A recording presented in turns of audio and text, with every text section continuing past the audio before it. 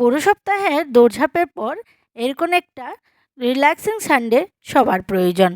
আজ কি করলাম জানতে হলে দেখতে হবে পুরো ভিডিওটা। তাহলে চলো শুরু করি আজকে ব্লগ। হ্যালো বন্ধুরা, আমি কণিকা, শিলচর আসাম থেকে। আমি একজন গৃহিণী, তার সাথে content creator. Welcome to my daily blog. আজ সকালে ঘুম থেকে উঠেছিলাম 5টার সময়।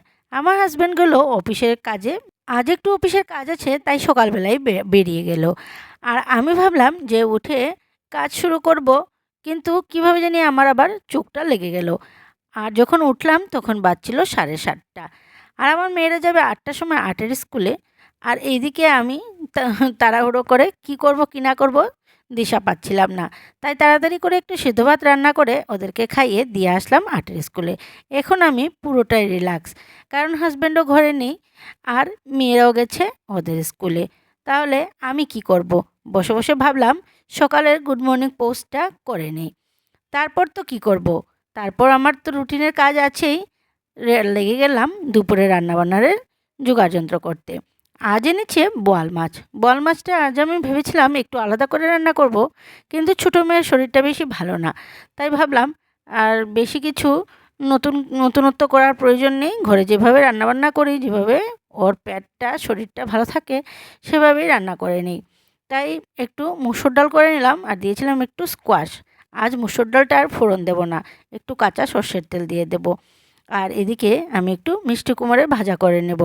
আজ সানডে, তবুও আজ কোনো স্পেশাল রান্নাবান্না করছি না, কারণ ছোটো মেয়ের পেটটা বেশি সুবিধে নেই। তাই ভাবলাম নর্মাল রান্নাবান্না করেই আজকের দিনটা চালাই। এরপর এইদিকে আমি বোয়াল মাছে সব মশলা মেখেই রান্না করে নেব। ধনে গুঁড়ো দিয়ে দিলাম, হলুদ গুঁড়ো, জিরে গুঁড়ো, শুকনো লঙ্কার গুঁড়ো আর একটু কাঁচা সর্ষের তেল মেখে মাছটাকে নুন দিয়ে তারপর রেখে দিলাম একটু সময়ের জন্য, যাতে মাছটা ম্যারিনেট হয়ে যেতে পারে। আর মাছ আমি ভাজা করব না, কারণ ভাজতে গেলে ফুটে আসে। তাও বোয়াল মাছ এইভাবেই মশলা মেখেও রান্না করা যায়, কোনো প্রবলেম হয় না। এইদিকে আলু আর পটলটা আমি সাদা জিরে ফোড়ন দিয়ে সাঁতলে নিয়েছি। আর এবার মশলা মাখানো মাছটা আমি ভালো করে এভাবে সাঁতলে নেব। সবজির সাথে এপিট ওপিট করে একটু সময় লাগিয়ে আমি এটাকে ভালো করে সাঁতলে নেব, যাতে মাছের কাঁচা ভাবটা থাকে না। আমি অনেকক্ষণ সাঁতলেছিলাম। আমি একটু এডিটিং করায় আমি তাড়াতাড়ি তোমাদের দেখিয়ে দিলাম যে মাছটা সাঁতলানো হয়ে গেছে। এবার একটু ধনেপাতা দিয়েই মাছটা নামিয়ে নেব।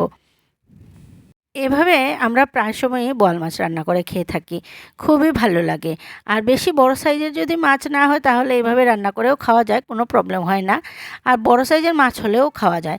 যারা মানে না সাঁতলে খেতে পারে না তাদের একটু আলাদা ব্যাপার। আমরা তো এভাবেই খেয়ে থাকি প্রায় সময়। এইদিকে মেয়েদের নিয়ে গেলাম তারপর এক্সট্রা ক্লাসের জন্য। এসে আজকে আর সন্ধ্যাবেলা বেশি ভারী খাবার দাবার খাচ্ছি না, কারণ একটু তাড়াতাড়ি ঘুমিয়ে পড়বো। তা না হলে রাতে ফুটবল ম্যাচটা দেখতে পারবো না। ফুটবল ম্যাচ শুরু হবে 12টায়, মানে 12:30টায়, রাত 12:30টায়। তাই আমরা প্ল্যান করেছি যে তাড়াতাড়ি একটু খাওয়া দাওয়া করে আমরা ঘুমিয়ে পড়বো। তাই সন্ধ্যের চাটা একটু হালকাই খেয়ে নিলাম, ঘুমিয়ে পড়বো। 12টার সময় আবার উঠে আমরা আবার ম্যাচ দেখব। ভেবেছিলাম আমরা ডিএসসিতে গিয়ে দেখব, কিন্তু পরের দিন মানডে থাকায় আমার হাজব্যান্ডের অফিসের জন্য যদি আবার ঘুম থেকে উঠতে দেরি হয়ে যায়, তাই প্ল্যান করলাম যে ডিএসসিতে যাওয়ার প্রয়োজন নেই, ঘরে বসেই আমরা মোবাইলে দেখে নেব। এদিকে স্পেন আর আর্জেন্টিনার ব্যাচ বানানো চলছে ঘরে। দু দল হয়ে গেছে আর দু দলে খুব তুমুল ঝগড়াঝাটি চলছে। যে যার যার পছন্দের টিমকে জেতাতে চাইছে, তার জন্য যার যার আলাদা আলাদা করে ব্যাচ রেডি করছে। তাহলে দেখা যাক কে জিতে কে হারে। আজকের মতন আর ভিডিওটা এতটুকুই। তোমরা সবাই সুস্থ থাকবে, ভালো থাকবে, নিজের শরীরের প্রতি যত্ন রাখবে। আর দেখা যাক কে জিতে কে হারে, আর রাতে কয়জনে উঠে আমরা ঘুম থেকে ম্যাচ দেখি। তাহলে tata, bye bye, good night, sleep tight, love you all. দেখা হচ্ছে আবার নেক্সট ব্লগে।